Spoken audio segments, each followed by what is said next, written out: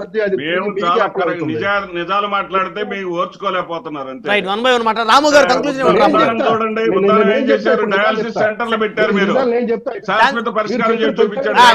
శాంతిప్రసాద్ గారు, శ్రీనివాస్ రెడ్డి గారు, జగన్మోహన్ రెడ్డి గారు శాశ్వత పరిష్కారం చేసి చూపించారా లేదా చెప్పండి. మీ గుండెల మీద చేతులు వేసుకొని చెప్పండి.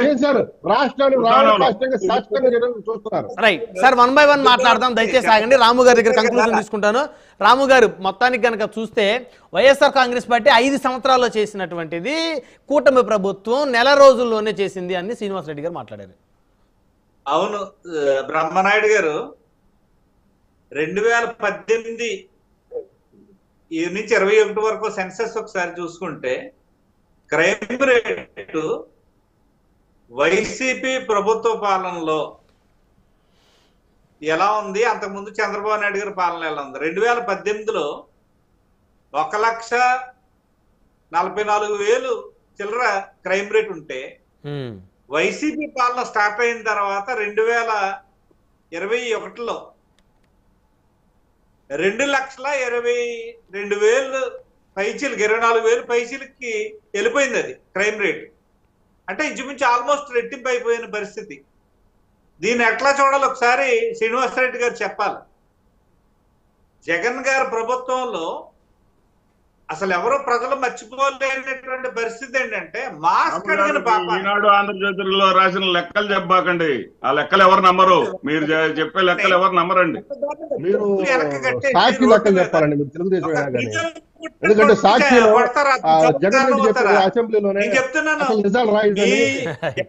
రెడ్డి గారు ఆయన తండ్రి సమాధి దగ్గర నుంచి శ్రీకాకుళం వరకు కూడా మోకాళ్ళ మీద నడిచి క్షమాపణ చెప్పుకున్న దళితులకి ఆయన చేసిన పాపం తీరదని నేను చెప్తా ఉన్నాను. ఆ పాపం ఖచ్చితంగా జగన్మోహన్ రెడ్డి గారిదే. అంటే దళిత డాక్టర్ అయితే మాస్క్ అడగకూడదా ఏంటండి? పద్ధతి ఏంటండి? కనీసం దానికి ఖండించారా?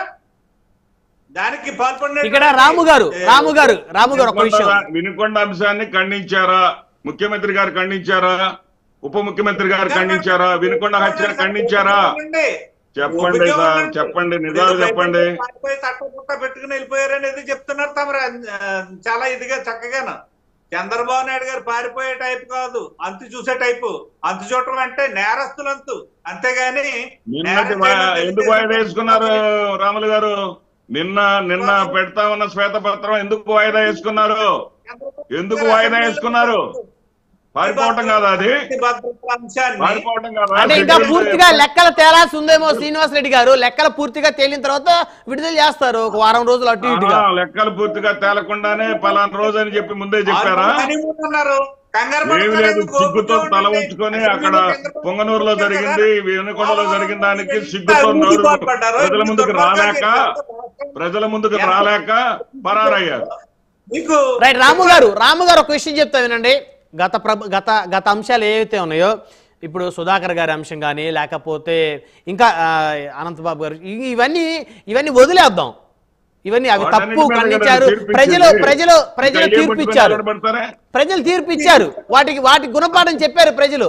ఇప్పుడు జరిగే వాటిని మనం ప్రశ్నిద్దాం. ఎవరు చేసినా, టీడీపీ నేరం చేసినా, జనసేన నేరం చేసినా, వైసీపీ నేరం చేసినా, బీజేపీ నేరం చేసినా, ఎవరు నేరాలు చేసినా కూడా ఖండిద్దాం. ఇక పాతయే తీసుకొని వచ్చి ఇప్పుడు నెక్స్ట్ మళ్ళీ ఏదన్నా అత్యాచారమో ఏదన్నా జరిగింది అని తెలియగానే గతంలో ఈ విధంగా జరిగింది అని మాట్లాడటం అయితే కరెక్ట్ కాదని నా అభిప్రాయం. ఇప్పుడు జరగకుండా ఏం చేద్దాం? ఇప్పుడు జరగకుండా ఎలాంటి చర్యలు తీసుకుందాం? బ్రహ్మనాయుడు గారు, మీరు చెప్పింది చాలా మంచి మాట. ఎందుకంటే తప్పు ఎవరు చేసినా తప్పే. దాని వెనక ఏ పార్టీ ఉన్నా, ఏ నాయకుడు ఉన్నా, ఎవరున్నా కూడా మనం ఖండించాల్సిందే.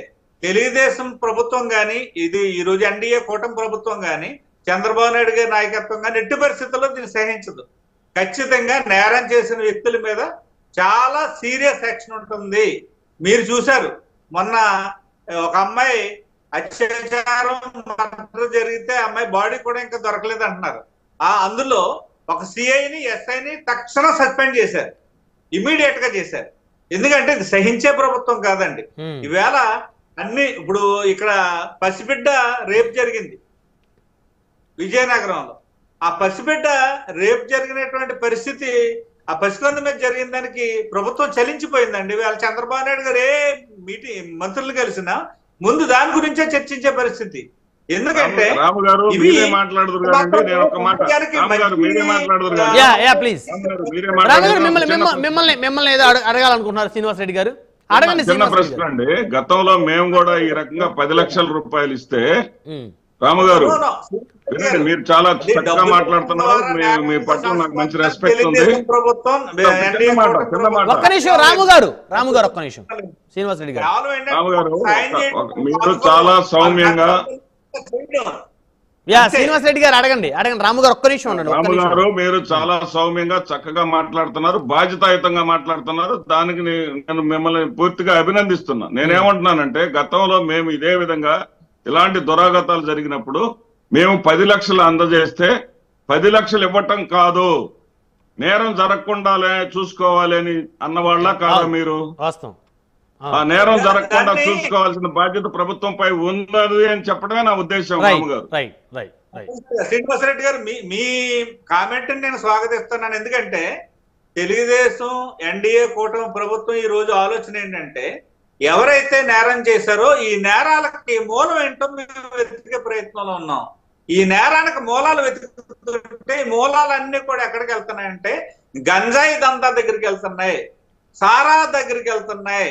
ఈ రోజు ఆ పసికొండ మీద అత్యాచారం చేసినోడు తాగిన మైకంలో వాడు కనీసం వాడిని అరెస్ట్ చేసి పోలీస్ స్టేషన్ తీసుకెళ్లిన తర్వాత కూడా వాడు మత్తులోంచి దిగని పరిస్థితుల్లో దుర్మార్గంగా ఉన్నాడు అనేది మనకు తెలుస్తా ఉంది. ఎందుకంటే వీటన్నిటికీ కూడా మూలం వచ్చి ఈ చెడు అలవాట్లే, ఈ దందాన్ని ప్రోత్సహించింది మీ ప్రభుత్వమే, వైఎస్ఆర్సీపీ. మీరు అరికట్టలేరా? మీకు చేత కదా అరికట్టడం? మీకు అరికట్టలేరా ఈ గంజాయిని? ఈ రోజు దాని మీద ఒక కమిటీ వేసి దాని మీద సీరియస్ యాక్షన్ తీసుకోవడానికి ఎక్కడ ముఖ్యమంత్రి గారు గాని, ఈవేళ డిప్యూటీ మినిస్టర్ గాని, చీఫ్ మినిస్టర్ గాని